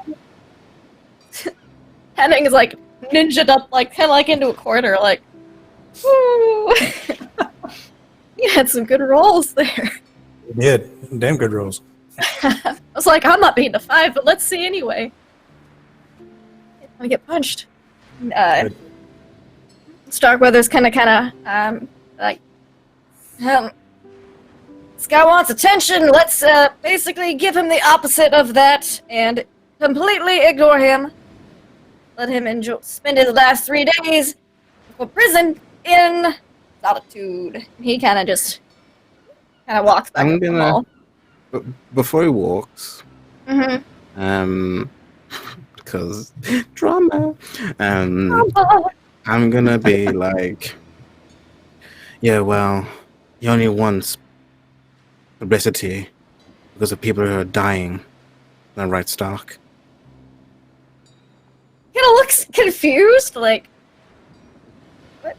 I mean, nobody's died because the bomb didn't go off, because we defused it. But his brother? No, I'll say the name, I can't remember. Yeah, Alan Henning. He's like, I don't know an Alan Henning. Hunter, you can give me an intelligence check to see if you recognize Alan Henning. I was hoping I do. Mm-hmm. What did you say? Which one? Intelligence Okay. or history. Kind of see if if it comes to the surface of your mind right now. 'Cause you are pretty stressed right now. So History. Oh no, it's gonna have to be intelligence. okay. Some people have a real good history. I gotta ask. Yeah. No, it kind of tickles my mind, but It tickles your mind, but you're too mad right now to think of it. It'll come to you later in the evening, but right now it doesn't spring to mind. Himalayan trip? Mountain climber? Gear malfunction? Now, when he says that, that will come to your mind, Hunter. You remember vaguely this Henning young man, Alan Henning. There was a very precarious bit of a climb, and he was one of the expert climbers on the expedition. He and Starkweather were kind of blazing the trail ahead up the Mount Everest, and there was part of the rock broke away, and the there was like a couple lines because you would want to line to each other and then line. Henning's line broke, and it was going to bring Starkweather down with him as they were connected, and the rock was still crumbling, and so the line had to be cut so that both of them could fall down. Yeah. So who cut it? Was that me? It was probably Starkweather who cut it, as they were kind of ahead. But you recognize the situation. But Copy. you guys, the story hadn't really gotten out much. It got, a few people talked about it, but it was generally, hey, let's not keep it hush-hush. But a few people talked for sure. So you remember that. Nice kid. But happened about 5 years ago. All right.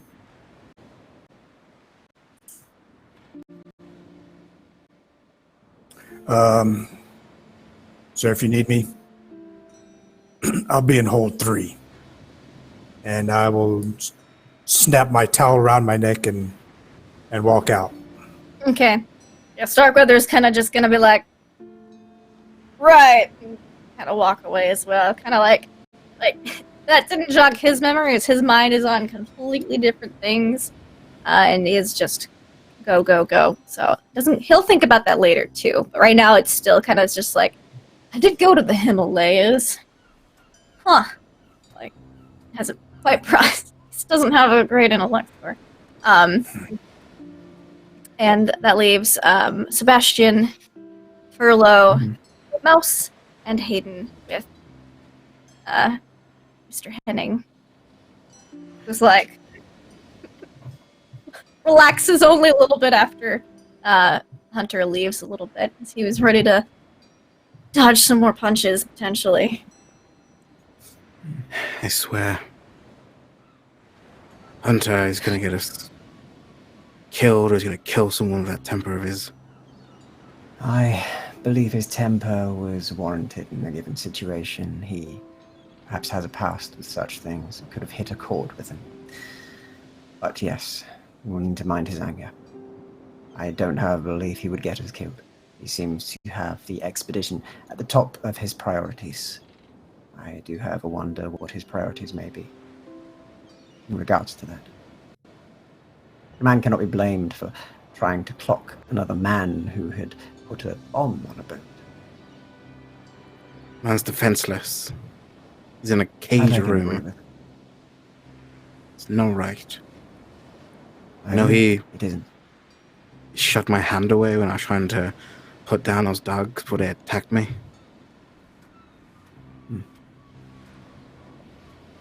Just can't get a read on him. There for that.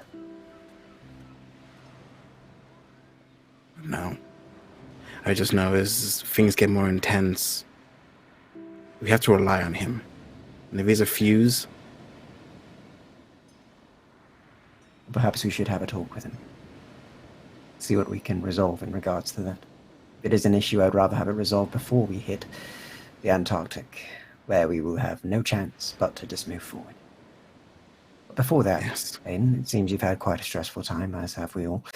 Would you wish to retire and perhaps have a small drink and a chat? Like, look and kind of like, raise an eyebrow. You know what? That sounds delightful. Brilliant. I look forward to hearing of your exploits. And I can tell you of my few exploits. Well, I look forward to our exchange. Sorry, I couldn't not. Wasn't If me you this know what I'm game. saying. So the two go back to do they go back to Sebastian's? They probably go back to Hayden's cabin because We Sebastian not shares the one with Hunter. same- Oh, it's Hunter I share with. Yes, of course. Mm-hmm. So We'll go back to you. go back to Baxter and Hayden's cabin, where Bob is now, or not Bob. Yeah, Bob is there. Also, Doris is there as well. Bob's dusting Doris on the desk. But I he'll look at leave it. once you guys. And now it has a bow tie as well as a hat. It's just evolving. That's been but, alive. we're gonna skip ahead to a couple days later when you guys are pulling into port in Melbourne, Australia. Nothing else seems to have gone wrong. However, Moore has ordered an extensive and thorough checking, rechecking, and double checking of anything because what he and Officer Turlo came to realize is, alright, so the refrigerator was destroyed. Didn't need much sulfuric acid for that.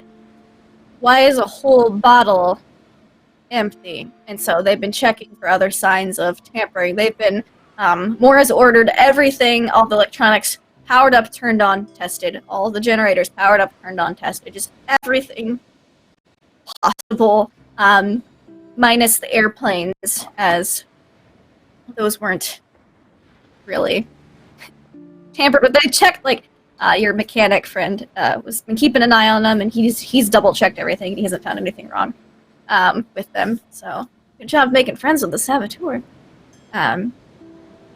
But everyone orders. He does an extensive and thorough search. You guys discover that a little bit more was damaged than you thought. You have to replace, based on just having eaten the rations, the pemmican, rather than the perishable food that you all had packed. 5 tons of that needs to be replaced. 12 tons of regular perishable food for the rest of the journey down there. 3 camp generators need to be replaced. 12 oxygen cylinders were left partially open and are now empty. 2 camp radio sets and 4 trail radios need to be replaced as acid was poured into the back compartments and it corroded batteries, electronics, and also some photo processing chemicals. But that seems to be the extent of the damage. Nothing else is found, but it's all stuff that can be replaced in Melbourne, as it is a larger city in Australia. And also, they're going to try to replace some of the sledding dogs. Not sure if they're going to be able to do that, but they would love to if able, as they're down a little over a team. So, and the tents, how many- yes. Yeah, how many tents was it? Yeah, four? Tents? 4 tents, yes. 4 tents. Copy. So those are all going to have to be replaced. But when you guys get close to the harbor, leading you into Melbourne, you actually see a small little boat kind of come up, and a captain comes on the board the ship to steer you guys into the harbor, as there is a very difficult passage, one of the deadliest passages, not deadliest, it's known as the Rip. It's a very narrow channel. It's one of the most treacherous navigable passages in the world. And so a sea pilot is going to come out to steer your boat into port for you guys. Because once you guys are in the harbor, smooth sailing, just to navigate you through that about mile-wide port. You get into Port Melbourne, and Starkweather has made a big deal on the radio in his nightly reports about how we bested the saboteur, and he's been caught, and myself and First Officer Turlo defused a bomb, and he made it sound really dangerous, and, he basically amped up the action of everything by 10, and, so there's a police van actually waiting at the docks to take Henning. I'm guessing you all filled out your, report saying, this is what I witnessed, blah, blah, blah, blah, blah, blah, so you guys don't actually have to talk to the police other than just the brief, yes, I testify that blah, blah, blah, blah, everything's true. And so, please take all the paperwork. They'll be coming back and forth with the boat. You guys are going to be in Melbourne, hopefully less than a week, but with this saboteur business, it could be a little bit longer. Moore would like to be out of here in 4 days, but, or rather, Starkweather would like to be out of here in 4 days. Moore estimates 6, as long as everything goes smoothly with the police.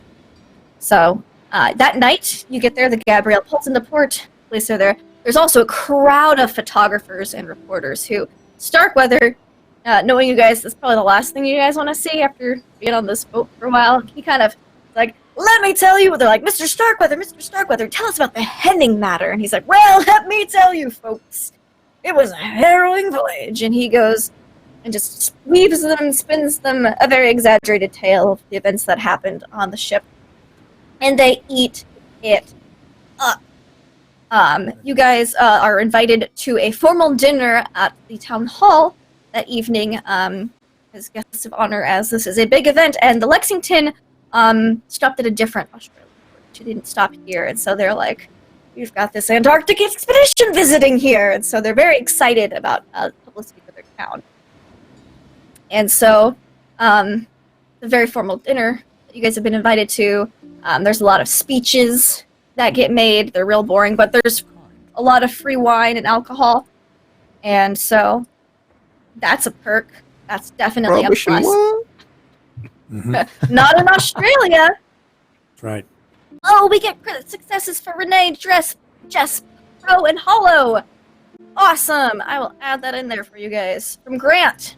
So, thank Grant for your sanity and or whatever other skill checks in advance. Thank you, Grant. Thanks, Grant. So, but you guys pretty much have free reign of what you guys want to do. There are hotels. There are many hotels. Melbourne's actually pretty kicking. There's a lot to do here. There is quite the nightlife, actually. You see that the city doesn't really shut down after dark, but certain areas get dimmer and other areas start to light up. So you go through all the boring speeches. Starkweather and Moore are actually gifted a key to the city because this expedition's such a big deal. Make a big speech. But afterwards, there's not enough taxis to take everybody back to the ship because it's pretty late. And so they're like, Starkweather's like, y'all have a night on the town, have fun. And he hands an envelope, a small envelope to each of you guys.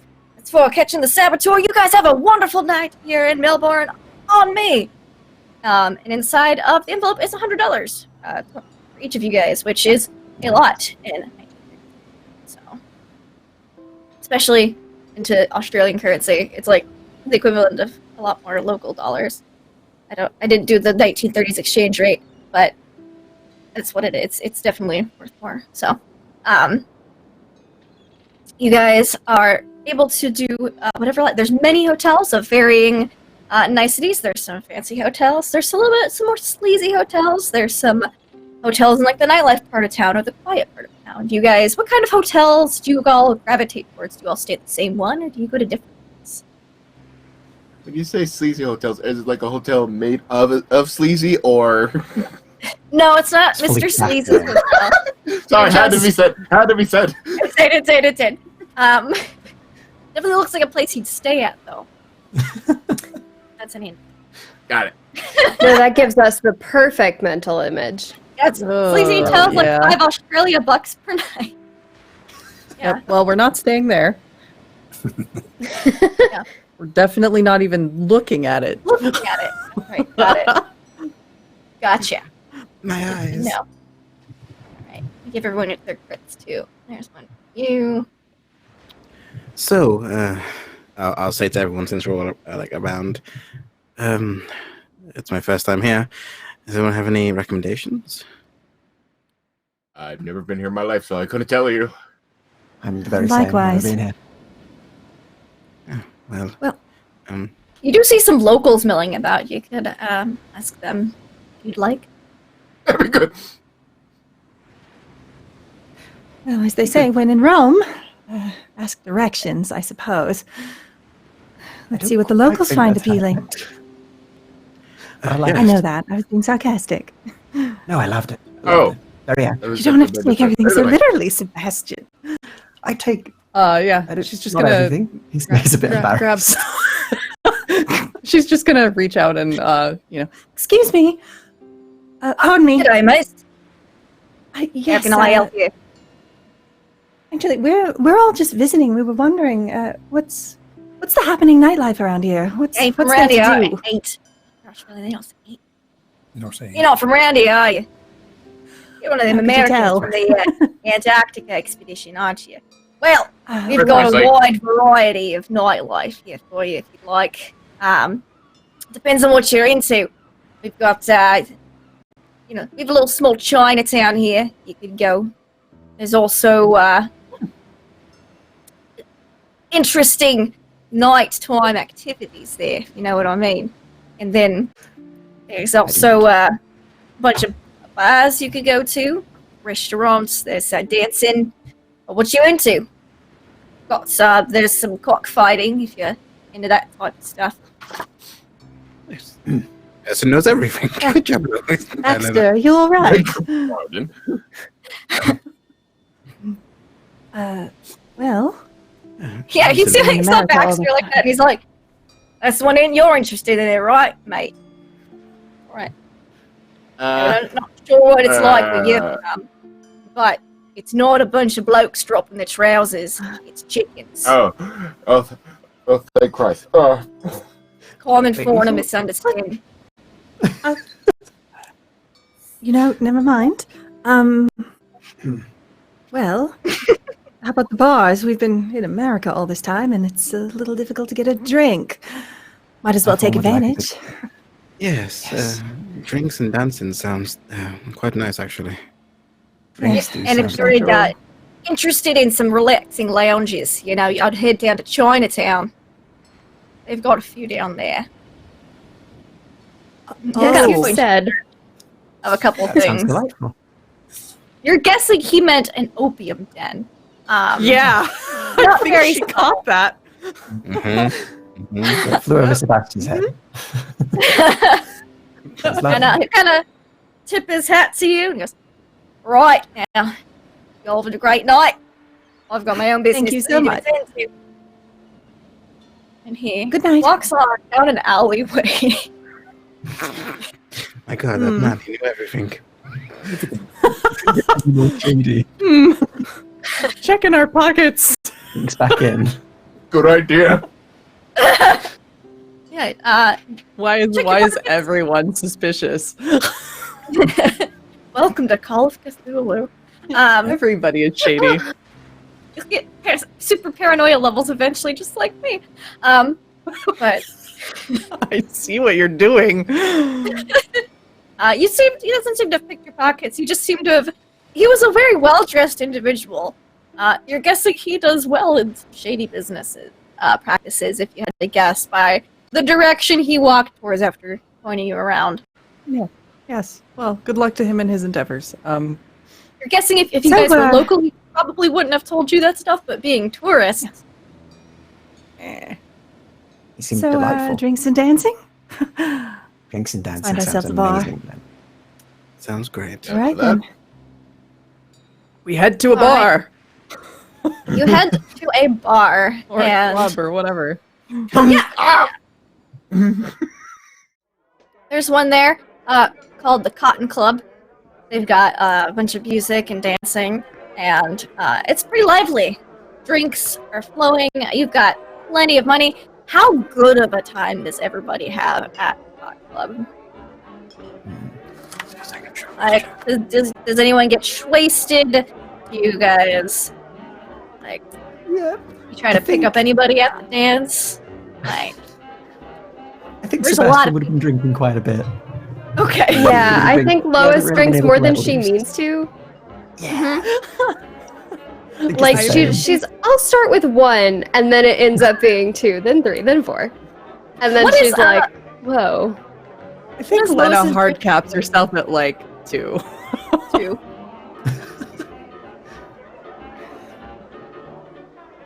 Oh, and What Lois is- is what does Lois dancing. drink? Yes. Yeah. What's Lois's drink of choice? She asked the bartender. Just surprise you. He gives you a local specialty. See, that's It the thing. is. She hasn't had alcohol in so long, so yeah, whatever they do It's- best. It's pretty strong. They call it the kicking kangaroo. And it's it's pretty potent. It feels like you got kicked when you drink it. That's where it got its name. What is Sebastian's drink of choice? He would be nursing possibly 2 different things. I think he would be living up his, his old heritage, so to speak, and have a pint near him of lager or beer. But then he'd also probably have a glass of whiskey as well to the side of it, and just be kind of alternating between the two. Alternating between the two? Yeah. Just sort of That having seems moments of just painful. sighs of just relief and happiness that he's drinking again. But honestly, having not done it in a long time, it's probably going to get him quite bad. He also seems very reluctant to dance as well. Okay. All right. What about everybody else who's drinking? Because you can learn a lot about a character. What their beverage of choice is. I think Hayden is going to be having some rum, some coconut rum. Okay, yeah. Nice some spice rum, and They definitely have coconut rum. he'd definitely take up if Lois is dancing, like offer to like be a partner if anyone else wants to dance as well. Okay. I'm gonna guess Lena's a gin and tonic girl. That just seems. She is. How did you know? I know. That's just the That's vibes so I got. creepy. Yeah, she's absolutely a gin and tonic girl. That is real weird. Stop reading my mind.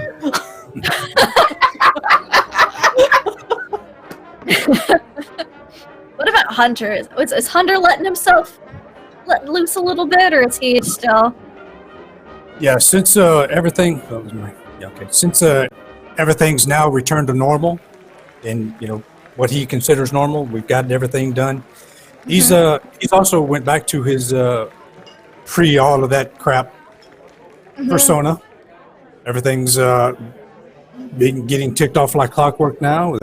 We're back on schedule. We're doing what we need to do, and so he's chilled, and he will order about the same that Sebastian does, except it'll be a double whiskey, and he'll pour the whiskey into the beer, Nice. and then he'll drink it like that. And Nice. after about 2 of those, I will put my chair back and Lois, would you care to dance? Sure. Yeah, Lois is And, having a great time. We'll take to the dance floor. Right. What about Baxter? She's getting a lot of pent-up energy out. out. Mm-hmm. The Baxter only drinks of when there's time of celebration. So this is definitely one of those moments where I'm pretty sure he just goes to the bartender. Give me something I can't get back in the States. Right. I'm ready to Yeah. party. You got that behind bartender. He's like, right. On a scale of 1 to 10, how high do you want to go?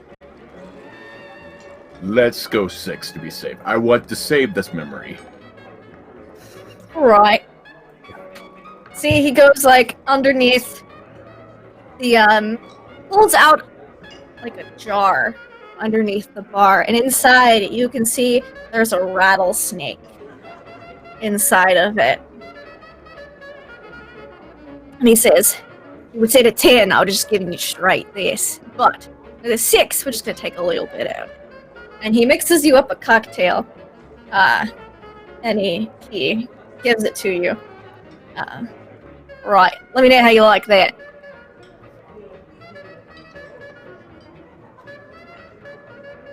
It's one of those moments where I know Baxter's having time of his life, but me as a character is like, I would be mortified.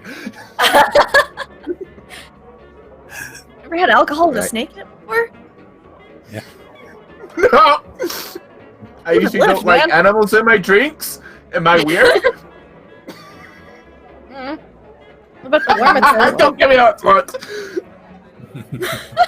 He please takes like a big chug from it. It's not the kick that the kangaroo has. This one's like a slow burn, but it's good. So I just Well, think it's a little on the this sour side, but yeah. I think Lena's been sitting at the bar, just kind of Watching everybody. nursing her drink and very slowly, and then savoring it and watching everybody. Occasionally keeping an eye on Lois while she's out there dancing in case she needs to rescue her. I don't think Lois gets off the dance floor between Hunter and Hayden and just other Australians. Once She they've will wave at them every now and then. I haven't time my life. Once Hunter's like switched off with Lois, and I see like Lena just kind of standing, like sitting there, not doing anything. Hayden's gonna like come over, dancing over, and it's just gonna be like, having a good time, Lois. Actually, yes. Lena? It's been quite a time since. We're easy to get confused. It's all right. Lois is a little bit more of a party girl than I am. Me, I could do with a cigarette. And I'll take out one because I always have one. Thank you. You're welcome. I'll like stop dancing because you can't dance and smile. Yeah. The bartender will slide across some matches to you guys.